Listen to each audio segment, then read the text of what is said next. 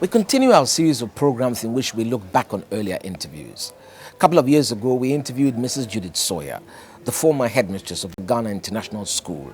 Mrs. Sawyer was passionate about education. She was concerned about a number of things. She was concerned that in certain districts, not a single student was passing the basic certificate examination. She was concerned about teacher motivation and said that was the single most important challenge facing education in Ghana. Tonight we'll be looking at where we've gone from there. What have we done? What progress have we made? What about all the plans that we put in place? Have we done those things? And what are the changes that we sought to bring about?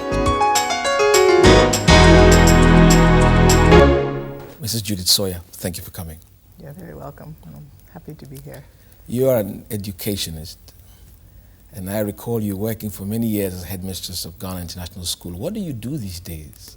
Well, I retired a few years ago and realized that I was still pretty healthy and fit and wanted to give something back to the community because I've lived in Ghana for a very long time. I'm married to a Ghanaian. I consider Ghana my home. I'm not leaving the country. I'm going to stay here forever. You're American? I'm American by birth. Actually, on the way to becoming a Ghanaian citizen. I should be one in a couple of months. I'm very proud of that. My citizenship application has been approved. That's good to know. So very, very soon I will be a Ghanaian. And I felt that education was an area that I could focus on. But the real problem in Ghana is not the private sector. I think the private sector is doing quite well. When you say private sector, I mean private private schools, education. like Ghana International yes, like Ghana International School, Lincoln Community Schools, all SOS. these very good church schools, Ridge Church, Christ the King. These schools are doing very well, and they have a very good support base from their parents, and financially they're quite sound. The real issue is public basic education, and by that I mean the system of preschool, primary, and JSS. Is that what we call basic education? That is the basic system. From 4 to 15 or 16. And by the Ghana Constitution, this is supposed to be free, compulsory, and universal. And preschool has been added in, the 2 years of preschool.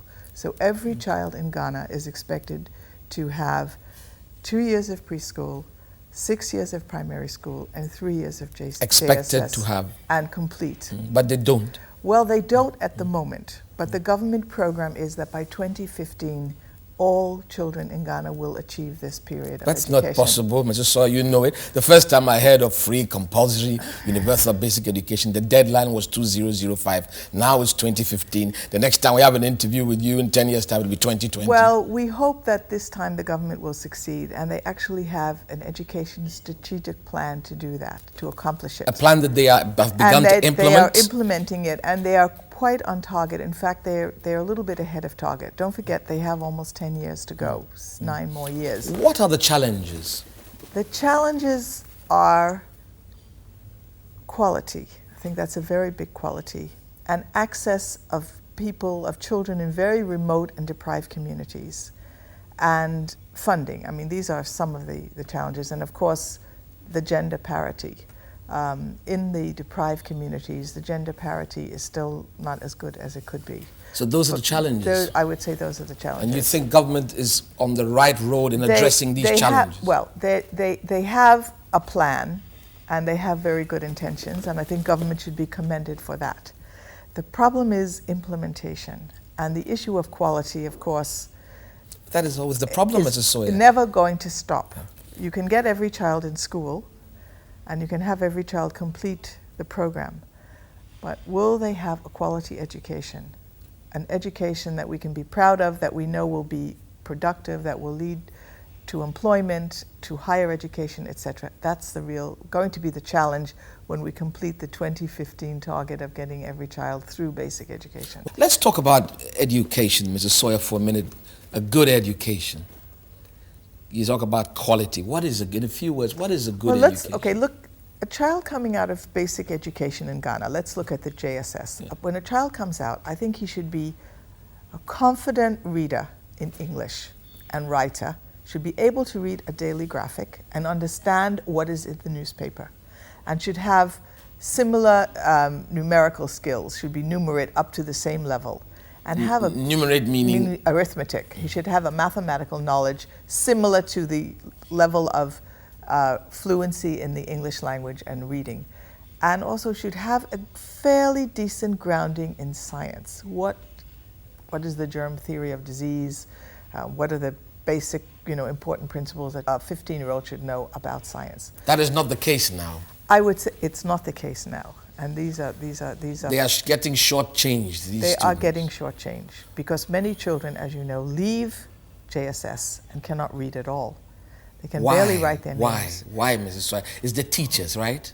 It's the system. It's the system. What? It's teachers, logistics. Quite often, until this year, there were no textbooks in many schools. I know that this year the government has distributed 99% of textbooks to all schools in core subjects. Why do we describe a place where children go to learn as a school and then turn around and say when there are no books there? If there are no books there, it's not a school.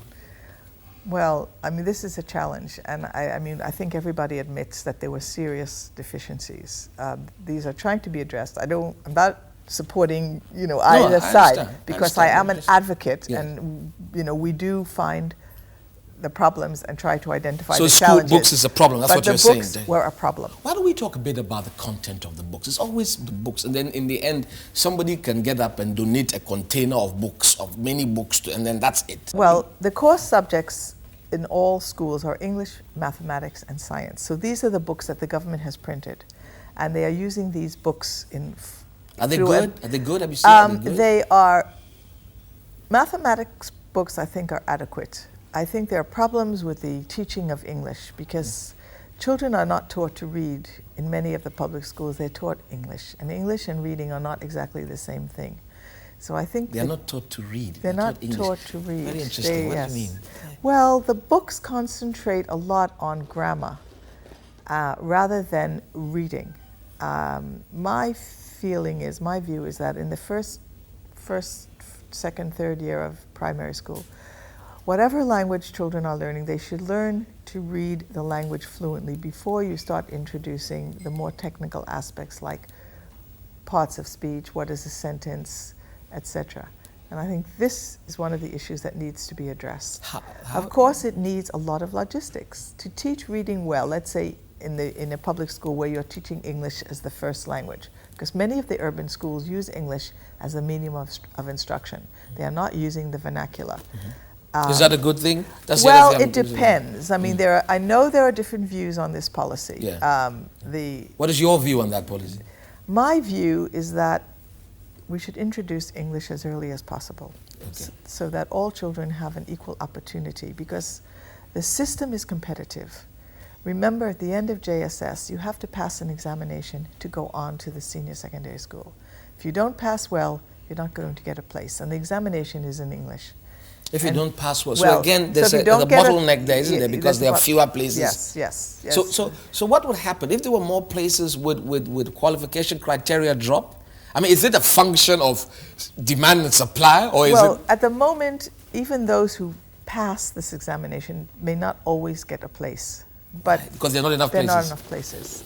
But then, if we want to absorb all children up to 18, we will have to find places for all children, and maybe not test as much at the lower level, not test competitively. Let them come further up before you test start. for analysis, but not for competition, not to remove people from the system. Test for analysis, to not see for how they're doing, yes, assessment rather than to eliminate. And so that all children will go right through the system to SS. And then at that point, I think it is fair to have some kind of assessment for further education. No country guarantees that every 18-year-old can go into higher education. Those who can benefit from it, who have the potential, will have to be screened out and then go through the system. Even in countries like Britain and America, they are talking about 50% of 18-year-olds going to higher education. That's a pretty good target. In Ghana,